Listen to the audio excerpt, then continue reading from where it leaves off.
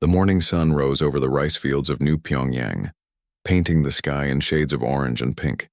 Daewon stood at the edge of his property, watching the water reflect the early light. He had been awake for 2 hours already, following the same routine he kept for the past 15 years. Wake before dawn, check the irrigation channels, walk the perimeter of the fields, return to the small house for tea. His hands were rough from work, dirt permanently stained under his fingernails. His back was strong despite his 43 years. His face was weathered and calm, the kind of face that belonged to someone who understood patience. To anyone who passed by, he was exactly what he appeared to be, a farmer. Nothing more, nothing less. The colony of New Pyongyang was small, only 8,000 humans scattered across 3 settlements. It was a frontier world, far from the central systems where the Galactic Confederation kept its attention. Here people came to start over, to build something with their own hands to escape the crowded stations and polluted core worlds. Daewon had arrived 15 years ago with nothing but a small savings account and a desire for silence. He knelt beside the water, checking the young rice plants. They were growing well this season. The soil here was good, and the planet's slightly longer days gave the crops extra time to absorb sunlight. He had learned to work with the rhythms of this world, to read its weather patterns, to understand when to plant and when to harvest. It was honest work, simple work. It required nothing but time and attention. A sound broke the morning quiet. Distant at first, then growing louder, Daewon looked up, shading his eyes against the sun. Something was falling from the sky, trailing smoke and fire. Not a meteorite. The trajectory was wrong, and he could see the metallic glint of a ship's hull. A crash landing. He watched it fall beyond the western hills, perhaps 5 kilometers from his farm. There was a distant boom as it hit the ground, followed by a column of black smoke rising into the clear sky. Daewon stood slowly, brushing dirt from his knees. He considered ignoring it. Whatever happened out there was not his concern. He had left that life behind. But the smoke continued to rise, and he found himself walking back to his house. He filled a water container, gathered some basic medical supplies, and loaded them into his old transport vehicle. It was a simple decision. Someone might be hurt. That was reason enough. The drive took 20 minutes across rough terrain. When he arrived, he found the wreckage of a small military scout ship, still smoking and torn apart by the impact. The hull markings were Vexari, one of the warrior species that made up a significant portion of the Confederation military. Daewon had encountered them before long ago. They were proud, aggressive, and looked down on humans as weak newcomers to the galactic stage. He approached carefully, scanning for survivors. The ship's cockpit had been thrown clear of the main wreckage, buried nose first in the dirt. He could see movement inside through the cracked canopy. Working quickly, Daewon pried open the damaged canopy with a crowbar from his vehicle. Inside, he found a Vexari officer, female by the markings on her uniform. She was conscious but badly injured, her blue-gray skin covered in cuts and burns. She looked up at him with 3 golden eyes filled with pain and fury.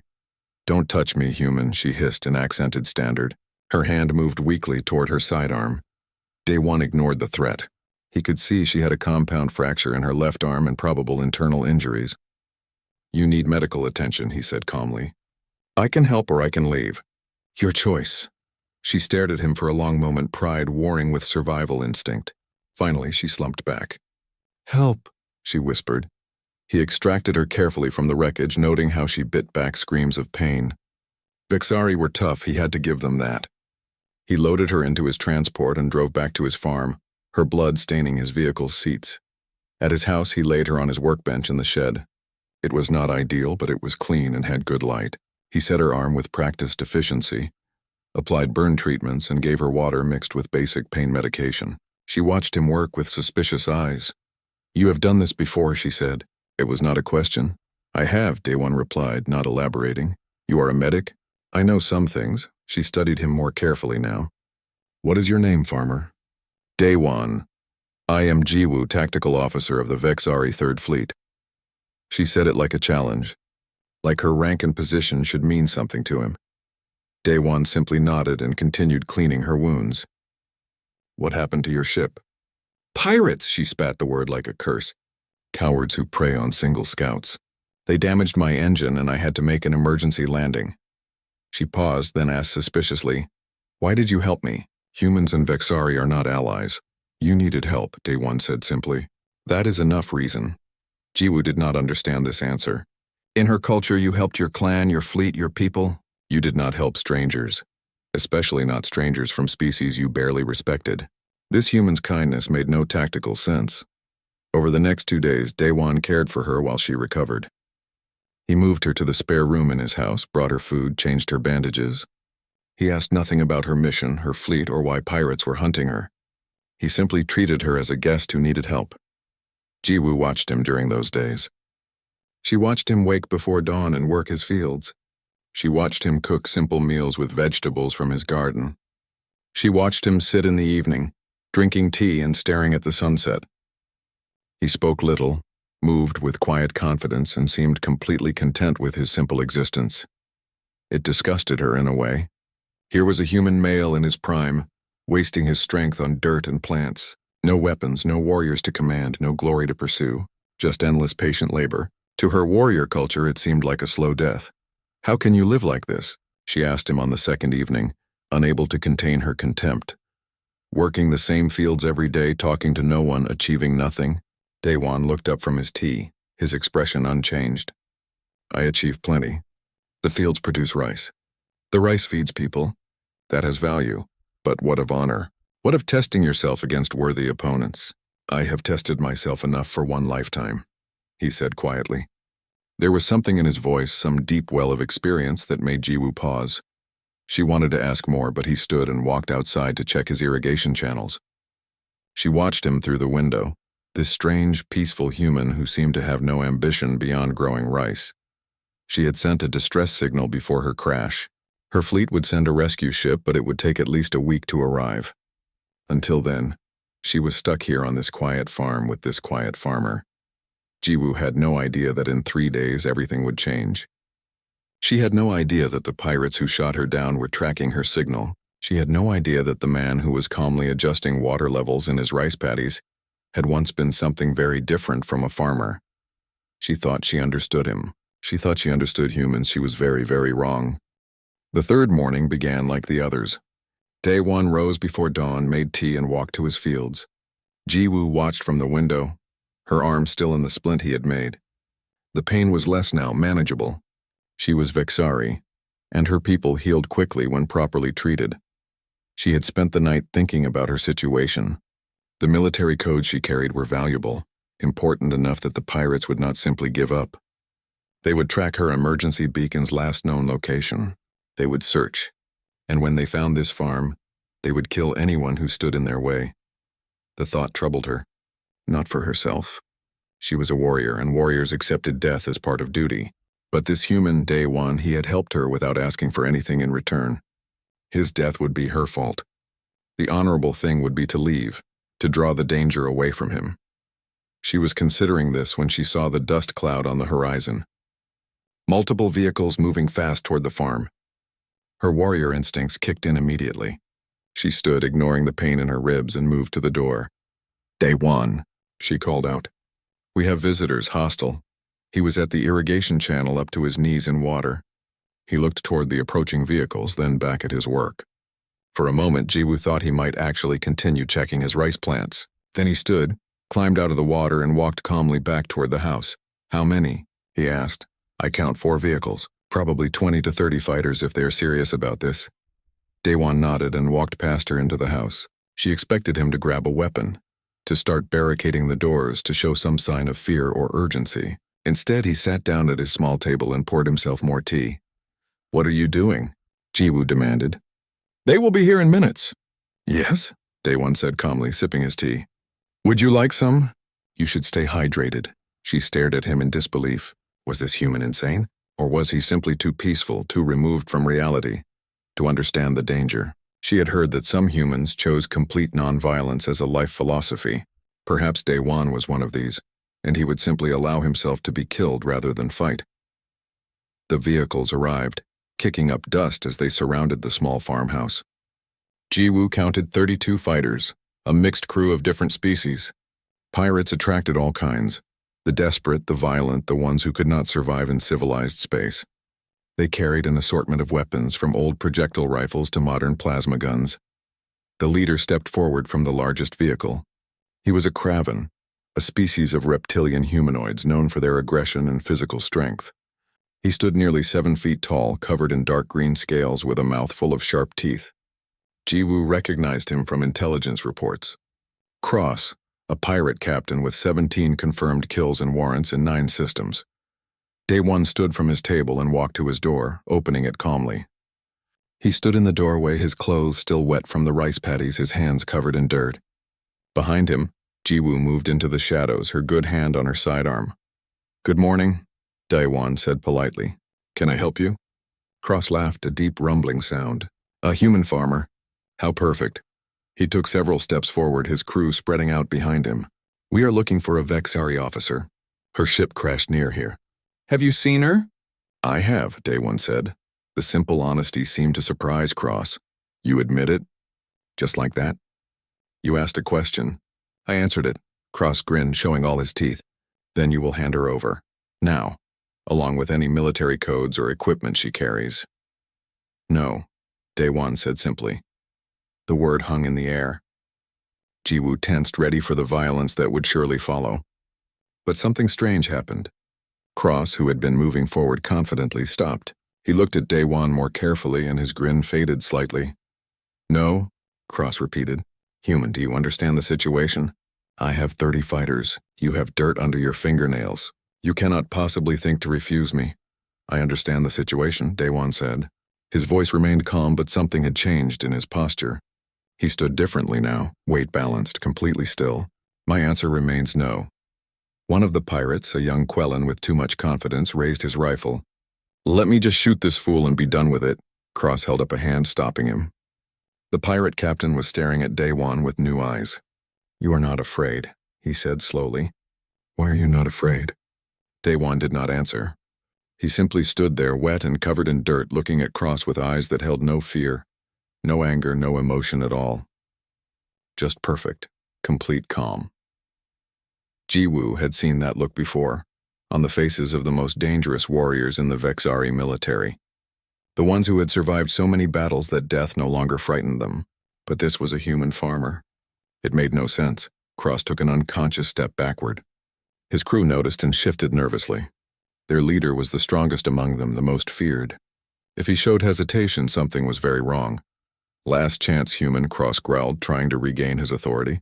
"Hand over the Vexari or we burn this farm to the ground. We will kill you, take what we want, and leave your body for the scavengers." Daewon tilted his head slightly, considering. "Wait here a moment," he said, and turned back into the house. Cross and his crew exchanged confused looks. Was the human getting the Vexari? Was he surrendering? Several of them raised their weapons, ready for a trick. Inside, Jiwoo grabbed Daewon's arm as he walked past. "What are you doing?" "There are too many of them. Even if you have a weapon hidden somewhere, you cannot fight 30 pirates." "Probably not," Daewon agreed. He walked to a cabinet in the corner and pulled out a long, wrapped bundle.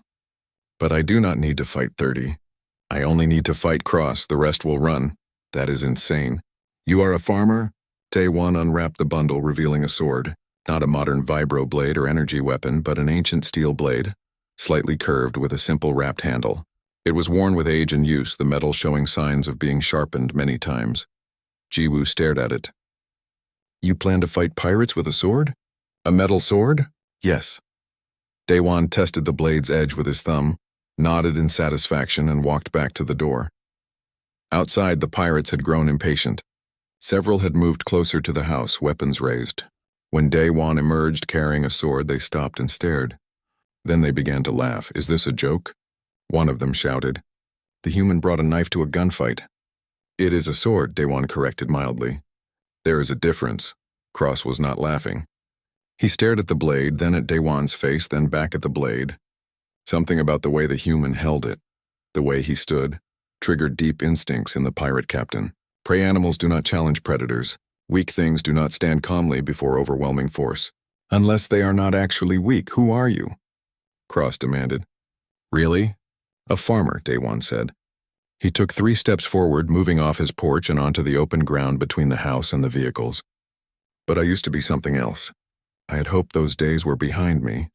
He raised the sword slowly, holding it in a guard position that Jiwoo recognized from ancient human martial texts she had studied. His entire posture changed. The quiet farmer was gone. What stood there now was something else entirely. Something patient and deadly. "Leave now," Daewon said. "Take your crew and go. I will not ask again." The young Quellan pirate who had spoken earlier sneered and raised his rifle. "I will show you what we think of your—" He never finished the sentence. Daewon moved. One moment he was standing still 10 meters away. The next moment he was beside the Quellan, his sword passing through the air in a silver arc. The pirate's rifle fell to the ground in 2 pieces, cut cleanly through the barrel and stock. The Quellan stumbled backward, staring at his severed weapon in shock. Daewon was already moving again. Another pirate raised a plasma pistol. The sword flashed, and the pistol clattered to the ground along with the 3 fingers that had been holding it. The pirate screamed and fell to his knees. "He cut through my gun," someone shouted. "Through the metal!" Panic spread through the pirate crew like fire. These were not soldiers with discipline and training. These were criminals who relied on overwhelming force against weaker targets. They had never faced anyone like this. Cross roared in fury, trying to rally his crew. "He is one man. Shoot him! Everyone, shoot him now!" 30 weapons opened fire. The quiet morning exploded with the sound of projectiles and energy weapons. Dust and smoke filled the air. When it cleared, Daewon stood in a different position, his sword still in his hand. Around him the ground was torn up by weapons fire, but he was untouched. He had moved between the shots, reading their trajectories, flowing like water through the storm of violence. 3 more pirates lay on the ground, wounded but alive.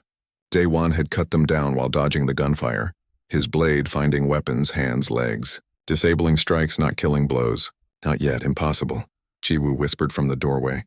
She was a tactical officer, trained in warfare and combat analysis. What she was watching should not be possible. No one moved that fast. No one was that precise. Daewon stood still again, waiting. His breathing was calm and steady. He was not even sweating. "I gave you a chance," he said quietly. "Leave now, or what comes next will not be." Daewon washed his hands in the basin, scrubbing away the dirt from the fields and the blood from the brief fight. The water turned brown and red, swirling down the drain. He dried his hands carefully on a clean towel, then returned to the kitchen to pour himself another cup of tea. Jiwoo stood in the doorway, still staring at him. Her 3 golden eyes were wide, her posture tense despite her injuries. She had seen combat. She had trained with the finest warriors in the Vexari military. She had studied human fighting techniques as part of her tactical education. Nothing had prepared her for what she just witnessed. "What are you?" she repeated, her voice harder now, demanding an answer. Daewon sat at his table and gestured to the other chair. "Sit, your injuries need rest, answer me." He took a sip of tea, calm as still water. "I told you, I am a farmer. Farmers do not move like that. Farmers do not cut through rifle barrels with ancient swords. Farmers do not make pirate captains flee in terror." Jiwoo's hand moved to her sidearm, though she knew it would be useless if he decided she was a threat. "You lied to me." "I never lied." Daewon looked up at her, his eyes steady. "I am a farmer. I have been for 15 years. I work the fields, grow rice, sell my harvest at market. Everything I told you was true. But before that?" Silence stretched between them. Outside, birds sang in the trees. The wind rustled through the rice plants. The morning continued as if nothing had happened, as if the world had not just been shaken by violence. Finally, Daewon stood and walked to a small wooden box on the shelf. He opened it and removed something small, holding it in his palm. He walked to Jiwoo and held out his hand. She looked down and saw a metal tag on a worn cord. Military identification. She took it carefully and read the inscription. Her blood went cold. "Ghost Battalion?" she whispered. "That is, those are legends. Stories told to scare tactical students. We were real," Daewon said quietly. He took the tag back and returned it to the box. 37 of us in the beginning.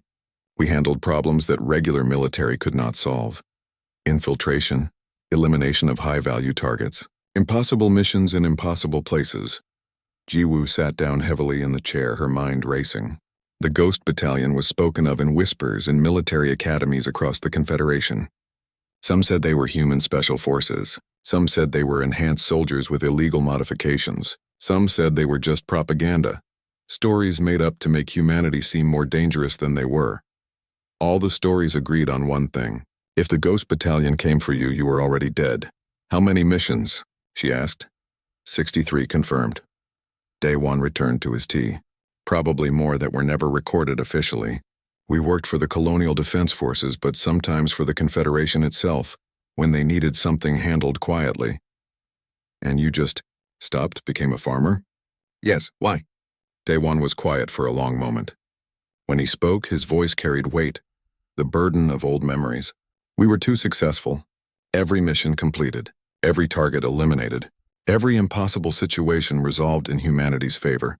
Other species in the Confederation became nervous. They began to ask questions. What if humanity decided to use these warriors against them?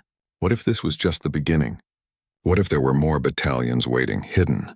He stood and walked to the window, looking out at his fields. The Confederation Council made a choice. They came to our commanders with an offer. Disband the Ghost Battalion, scatter its members across the colonies, let them disappear into normal lives, or face investigation, trial, and probable execution for war crimes. War crimes? Jiwoo was shocked. You fought for the Confederation! We did things that civilized species prefer not to think about, Daewon said simply. We won battles that left no witnesses. We solved problems that required extreme solutions. In war, such things are necessary. In peace, they become uncomfortable truths that people want to forget. He turned back to face her. So we chose life. Each of us took a small payment, enough to start over somewhere quiet. We agreed never to contact each other, never to speak of what we had done, never to fight for causes or nations again. We would only fight if our homes were directly threatened. That was the deal. Jiwoo tried to process this. The most elite human warriors, scattered across hundreds of colony worlds, living as ordinary citizens. Farmers, shopkeepers, teachers, hidden in plain sight. How many of you are here? On New Pyongyang? I am the only one. Daewon said it with certainty. We were careful not to cluster. That would defeat the purpose of disappearing. Something in his tone made Jiwoo pause. He had said I am, not I was. Present tense. That seemed significant, though she could not say why. The pirates, she said. They will come back. I know. Cross is not a coward despite what happened today. He will be furious. He will call for reinforcements. He will want revenge, and he will want the military codes I carry. He will return with more ships, more fighters. I know, Daewon repeated calmly. Then we need to prepare. I should contact my fleet, request emergency extraction.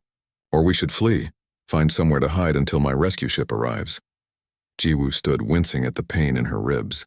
We cannot just sit here and wait for them. Why not? Daewon asked. This is my home. I will not abandon it because criminals make threats. You are one person. That has been enough before. His confidence was maddening. Jiwoo wanted to shake him to make him understand the danger, but another part of her, the tactical officer trained to assess threats, remembered how he had moved. The precision, the speed, the absolute economy of violence, one person. But what a person. At least let me help, she said. I am injured, but I can still shoot. I can provide overwatch, coordinate defensive positions. I am not useless. Daewon studied her for a moment, then nodded. Very well. But you will follow my instructions exactly. No Vixari pride, no tactical suggestions. If I tell you to hide, you hide. If I tell you to run, you run. Agreed? It grated against everything Jiwoo believed in. She was a tactical officer. She gave orders, she did not take them. But she was also a realist, and this human had just demonstrated capabilities far beyond her own. Agreed, she said reluctantly. Good. Daewon finished his tea and stood. Now I need to finish checking the irrigation channels. The water level was too high in the eastern field. Jiwoo stared at him in disbelief. You are going back to farming? Now after that? The rice does not care about pirates, Daewon said simply. And the work helps me think.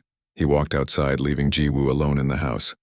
She moved to the window and watched him return to his fields, wading into the water, adjusting gates and checking plants with the same calm attention he had shown before the violence. It was incomprehensible. She had seen him cut through weapons and dodge gunfire like some kind of supernatural being.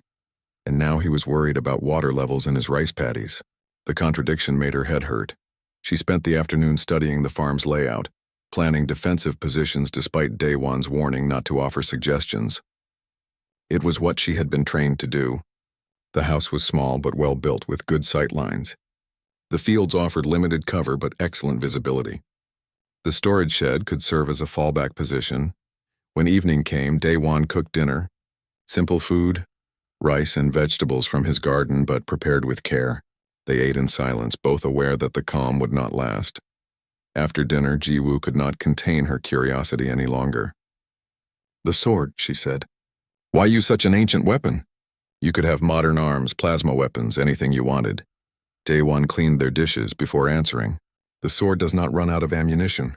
It does not malfunction. It does not require power cells or maintenance beyond basic sharpening. It is reliable, but it requires you to get close to enemies. That is dangerous. All combat is dangerous." He dried the last dish and put it away. "The sword makes me think carefully before engaging. Guns make killing too easy, too distant. With a blade, you must commit fully to every action. It keeps me honest." Ji-woo considered this. In her culture, warriors used the best weapons available. Limiting yourself deliberately seemed foolish. But she had seen what Daewon could do with that ancient blade. Perhaps there was wisdom in his choice. "How long do we have?" she asked. "Before they return? 2 days, maybe 3. Cross will need time to call in favors, gather more fighters. He will not make the same mistake twice, and you have a plan?" Daewon smiled, a cold expression that reminded Ji-woo he was not a farmer at all. "I do. But first I need to make a call." He walked to a cabinet and removed an old communication device, military grade but decades out of date. He powered it on, entered a long code sequence, and waited. The device hummed softly, encryption protocols activating. After a minute, a voice answered. Ji-woo could not make out the words, but the tone was surprised, almost shocked. Daewon spoke in code phrases that meant nothing to her. "The rice needs harvesting," he said.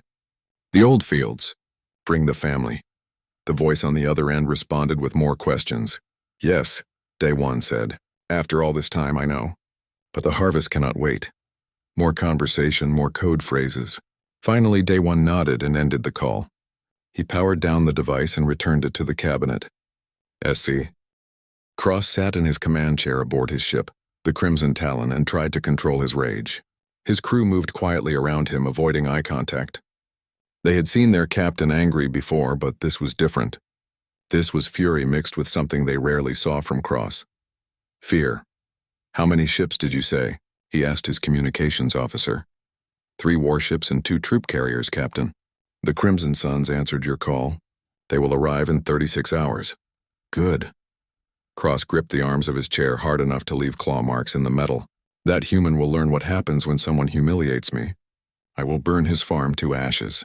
I will make him watch before I kill him slowly. But even as he spoke, Cross remembered those eyes. The complete calm, the absolute lack of fear. That farmer had looked at Cross the way a human might look at an insect. Not with hatred or anger, but with simple, cold assessment. What kind of farmer moved like that? What kind of farmer cut through weapons with an ancient blade? Cross had survived this long by trusting his instincts, and his instincts had screamed at him to flee. He had listened, which saved his life and the lives of his crew. But now pride demanded satisfaction. The Crimson Suns were the largest pirate syndicate in 3 sectors. With their support, he could destroy one human, no matter how skilled. Down on New Pyongyang, Daewon spent the next day preparing. Not in the ways Ji-woo expected. He did not build barricades or set up defensive positions. Instead, he harvested rice, fixed a broken fence, and reorganized his storage shed. Should we not be preparing for battle? Ji-woo asked, frustration clear in her voice. I am, Daewon replied, cutting rice stalks with smooth, practiced motions. The farm needs to be in order. The farm will not matter if we are dead. Then we should not die. His infuriating calm made Ji-woo want to scream. But she held her tongue and used the time to maintain her sidearm and practice shooting with her non-injured arm. She was a decent shot left-handed, though nowhere near her usual standard. The first arrival came that evening. Ji-woo heard a small transport land near the house and immediately raised her weapon, moving to the window. Daewon did not react with alarm. He simply walked outside to greet his visitor. A woman emerged from the transport. She was small and slim, perhaps in her late 30s, with kind eyes and a warm smile.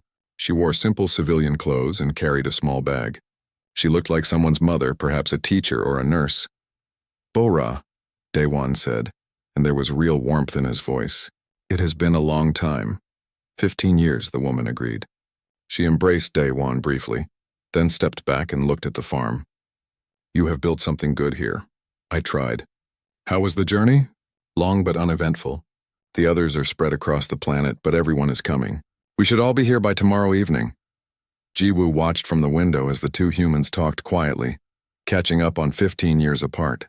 The woman looked so normal, so harmless. But then Daewon helped her unload her transport, and Jiwoo saw the case he pulled from the cargo hold. It was long and sealed with military-grade locks. A weapons case, specifically a sniper rifle case. Bora saw Jiwoo watching from the window and waved cheerfully. Jiwoo did not know how to respond to that. This pleasant woman who looked like a schoolteacher was apparently another ghost. Over the next 24 hours, they arrived one by one. Each transport brought another seemingly ordinary human. An elderly man named Tae Yang who said he ran a noodle shop in the capital. A middle-aged woman named Hai Wan who worked as a colonial doctor. A young man named Kitae who fixed vehicles for a living. They all looked normal. They all acted friendly and relaxed. And they all brought cases full of weapons and equipment that made Jiwoo's military hardware look primitive. By the evening of the second day, 23 humans stood in Daewon's home and yard. They ranged in age from early 30s to late 60s. They came from different parts of the colony, different backgrounds, different lives. But when they looked at each other, Jiwoo saw recognition. The recognition of warriors who had fought together, survived together, and chosen peace together. This is Jiwoo. Daewon introduced her. Vexari tactical officer. The pirates shot down her ship and are coming for the military codes she carries. She is under my protection. The ghosts studied Jiwoo with professional interest. Not hostile, but evaluating. She felt like a tactical problem they were solving in real time. How many are we facing? Bora asked. 3 warships and 2 troop carriers, Daewon replied. Approximately 300 fighters, mixed species and capabilities. They will arrive within the next 12 hours. Weapons. Standard pirate loadout. Plasma rifles, projectile weapons, maybe some light explosives. Nothing military grade. Armor. Personal shields for the officers. Basic body armor for the rest. The ghost nodded, processing this information. 300 against 23. Any normal military unit would call those impossible odds. But these were not normal soldiers. Tae Yang, the elderly noodle shop owner, spoke up. Air support? Unlikely, Daewon said. They want Jiwoo and her codes intact. Orbital bombardment is not an option. They will have to land and search. That was a mistake, Hai Wan said softly, and several of the ghosts smiled. They spent the next few hours planning. Jiwoo was allowed to observe but not participate. She watched in amazement as these farmers and shopkeepers transformed into tactical geniuses. They discussed kill zones, sight lines, ambush points, and psychological warfare with casual expertise. Bora would take position on the eastern ridge with her sniper rifle. Her effective range was 3 kilometers, and she rarely missed. Tae Yang would handle explosives, setting traps on the likely approach routes. Hae-Won would run medical support from a hidden location, ready to treat injuries. Kitae and others would form mobile strike teams, hitting the pirates from unexpected angles. Daewon would lead from the front, the visible threat that drew enemy attention. The rest would be ghosts, unseen until it was too late. What about me? Jiwoo asked finally, unable to stay silent. I can fight. The ghost looked at her, then at Daewon. You are injured, he said, and you are not trained to work with us. You would be a liability in direct combat. The word stung, but Jiwoo could not argue with the truth. However, Bora added, we could use someone for overwatch and communication. You have tactical training, yes? Yes? Then you can coordinate information from our communication hub, feed us enemy positions, warn us of flanking movements, help us track threats. That would be valuable. It was not the glorious combat role Jiwoo wanted, but it was useful work. She nodded acceptance. That night, the ghosts settled in to rest. They did not seem nervous or anxious. They talked quietly, sharing stories of their peaceful lives. Tae Yang discussed his noodle recipe. Hae-Won talked about a difficult surgery she had performed last month. They laughed, shared food, and seemed completely at ease. Jiwoo found it disturbing. These people were about to face 300 armed pirates, and they acted like they were gathering for a social event. She pulled Daewon aside. How can they be so calm? Because we have done this before, Daewon said simply. Many times. These are not good odds, but we have faced worse. And more importantly, we are not fighting for money or glory. We are fighting for our homes. That makes us very dangerous. The pirates have ships in orbit. They could just bombard the area if the ground assault fails. No, they need Jiwoo and the codes intact, remember? And they need to maintain their reputation. If a pirate syndicate bombs a random farm from orbit, they look weak and desperate. They need to win on the ground to save face. Jiwoo wanted to argue more, but she could see it was pointless. These humans had made their decision. They would stand and fight, and somehow, impossibly, they believed they would win. The night passed slowly. The ghosts took turns sleeping, always keeping someone on watch. Jiwoo dozed fitfully, her dreams filled with violence and fire. She woke before dawn to find Daewon sitting by the window, looking out at his fields. He was completely still, his breathing slow and steady, meditating, she realized, preparing his mind for what was coming. "Do you regret it?" she asked quietly. "Giving up the peaceful life to fight again?" Daewon did not turn from the window. "I am not giving it up. I am protecting it. There is a difference, but after this you cannot go back to being just a farmer. The secret is out. The Confederation will know that the ghosts are still together, still capable of coordinating. They will come for you again. Perhaps." He finally looked at her. "But today I will protect my home and my friends. Tomorrow can worry about itself." The sun rose slowly over the rice fields, painting the sky in beautiful colors. It was going to be a perfect day. Clear skies, warm weather, gentle breeze, perfect weather for a harvest. In orbit, the pirate fleet finished their approach. 3 warships and 2 troop carriers entered high atmosphere, beginning their descent. Aboard the ships, 300 pirates checked their weapons and prepared for an easy victory against 1 human and 1 injured Vexari. They had no idea what was waiting for them. On the ground, the Ghost Battalion took their positions. Bora climbed to her sniper nest, settling in with her rifle. Taeyang armed his explosives with practiced efficiency. The mobile strike teams faded into the terrain. The pirates moved in formation across the open ground, confident and aggressive. 300 fighters spread across a kilometer-wide front, advancing toward the small farm. They had heavy weapons, armored vehicles, and numerical superiority. To them, this was not a battle. It was pest control. Cross led from behind in his command vehicle, watching through cameras and sensors. He could see the farmhouse ahead, small and vulnerable. 1 human stood in front of it, alone and unarmed as far as the sensors could detect. The same human who had humiliated him days before. "Surround the building," Cross ordered. "Take the human alive if possible. I want to make an example of him. Find the Vexari and extract the codes. Burn everything else." His forces moved to comply, spreading out to encircle the farm. They were professionals in their own way, experienced at raiding and overwhelming weaker targets. They moved with practiced coordination, weapons ready, expecting little resistance. They crossed the first invisible line. Taeyang, hidden 300 meters away, pressed a detonator. The ground erupted. Carefully placed explosives buried along the most obvious approach routes detonated simultaneously. Fire and shrapnel ripped through the pirate ranks. 20 fighters disappeared in the first blast. Another 30 were wounded, screaming and trying to pull themselves away from the carnage. The advance stopped immediately. The pirates scattered, seeking cover that did not exist in the open ground. "Contact," someone shouted over their communication network. "We have mines." Multiple casualties. Cross snarled in frustration. "Keep moving." It was just one trap. "Push forward." But as the pirates reorganized and began advancing again, Bora opened fire. Her first shot took a pirate officer in the head from 2,000 meters away. He dropped instantly, dead before he hit the ground. Her second shot came 3 seconds later, destroying a communications pack on another officer's back. Her third shot punctured a fuel cell on an armored vehicle, causing it to explode. The pirates could not see where the shots were coming from. The reports were silent, absorbed by Bora's suppressor. One moment a fighter was standing, the next moment they were dead. It was supernatural, impossible. Panic began to spread. These were not soldiers trained to stand under fire. These were raiders who relied on fear and overwhelming force. When they became the victims instead of the predators, their discipline crumbled. "Sniper," someone yelled. "We have a sniper." "Where is she?" They fired blindly toward the ridgeline where they thought the shots originated. Hundreds of rounds tore through empty air. Bora was already repositioning. moving to her second prepared location. She would fire from there until they figured out her position, then move again. She had 12 locations prepared, and she knew the terrain perfectly. Jiwoo watched all of this from her screens, tracking the battle through multiple camera feeds that the ghosts had placed around the area. Her tactical mind was racing, trying to process what she was seeing.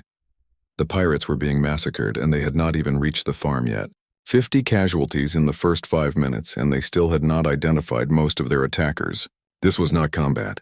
This was controlled slaughter. Mobile teams. Begin harassment. Day One's voice came through her headset, calm and professional.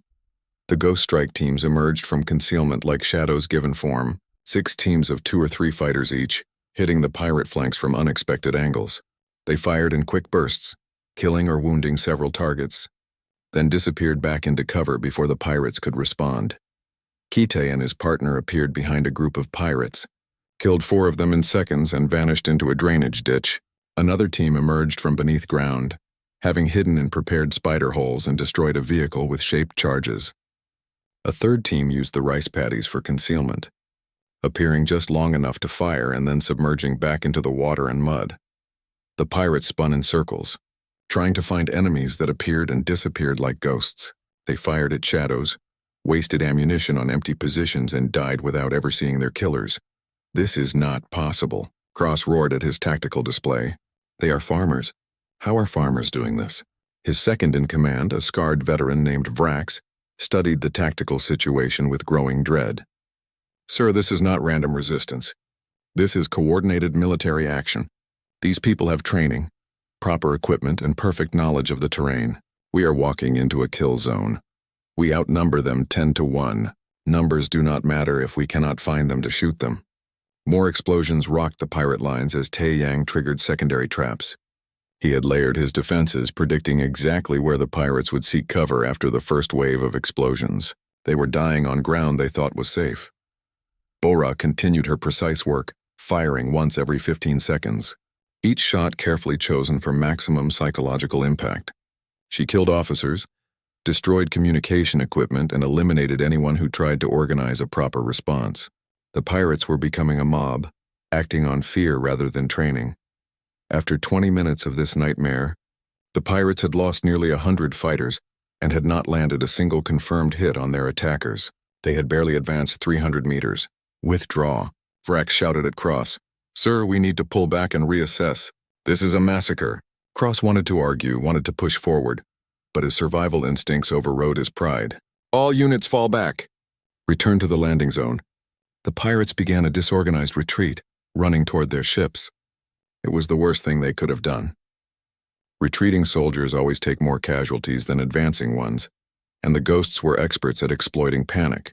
The mobile teams harassed the retreat mercilessly, appearing, firing, disappearing. Bora picked off stragglers with mechanical precision. Tae-Yang triggered more traps along the retreat routes, causing further chaos. By the time the surviving pirates reached their ships, they had lost over 150 fighters. Half their force gone in less than an hour, and they still had not seen most of their enemies. Cross stood in his command vehicle, shaking with rage and fear. This was impossible. The intelligence had said 1 human and 1 wounded Vexari. Where had this resistance come from? Sir, Vrax said quietly, we should leave. This planet, this system. We should go now before we lose everyone. No. Cross slammed his fist on the console. No, I will not be defeated by humans. Prepare the heavy weapons. Bring up the artillery. We will shell that farm into dust from range, then move in and sift through the rubble for the codes. That goes against the original plan. I do not care about the plan. I want them dead. All of them. The pirates regrouped at their landing zone, treating wounded and reorganizing their remaining forces. They brought up heavy weapons from the troop carriers. Missile launchers, artillery pieces, heavy plasma cannons. If they could not defeat the enemy up close, they would destroy everything from a distance. At the farm, the ghosts watched the pirates' preparation through long-range optics.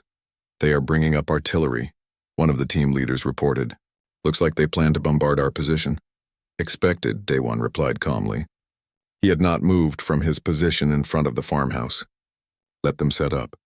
Bora, can you reach the artillery positions from your location? Affirmative, Bora's voice came through clearly. Range is extended but manageable. Give me targets, wait for my signal. Everyone else prepare for Phase 2. They will advance again after the bombardment. We will let them get closer this time. Jiwoo listened to this exchange with disbelief. They had just inflicted massive casualties on the enemy, and Daewon was talking about letting them get closer. What kind of tactic was that? But then she understood. The ghosts were not trying to stop the pirates from a distance. They were trying to draw them in to make them commit fully. The initial defense had been harassment, testing the enemy's resolve. The real battle was still coming. The pirates finished setting up their artillery, 6 heavy weapons, capable of leveling buildings from 3 kilometers away. They ranged their targets, locked in coordinates, and prepared to fire. Fire, Cross ordered, satisfaction in his voice. Destroy that farm. The first missile launched, arcing through the clear morning sky. It reached the apex of its trajectory and began descending toward the farmhouse. Bora fired. Her shot was impossible. 3,000 meters, elevated position, shooting at a moving missile. No normal sniper could make that shot. No one would even attempt it. Bora was not a normal sniper. She had spent 15 years running a quiet schoolhouse, teaching children their letters and numbers. But before that, she had been the Ghost Battalion's precision specialist, capable of shots that broke the laws of probability. Her round struck the missile's warhead mid-flight. The explosion lit up the sky and debris rained down on empty fields far from the farm. The second missile launched. Bora fired again. Another mid-air interception. Another explosion in the sky. The pirates stared in shock. What kind of shooter could intercept missiles in flight? Keep firing, Cross screamed. All weapons now! 4 more missiles launched simultaneously, along with artillery shells and plasma bolts. Surely she could not intercept everything. Bora fired 4 times in rapid succession, her movements smooth and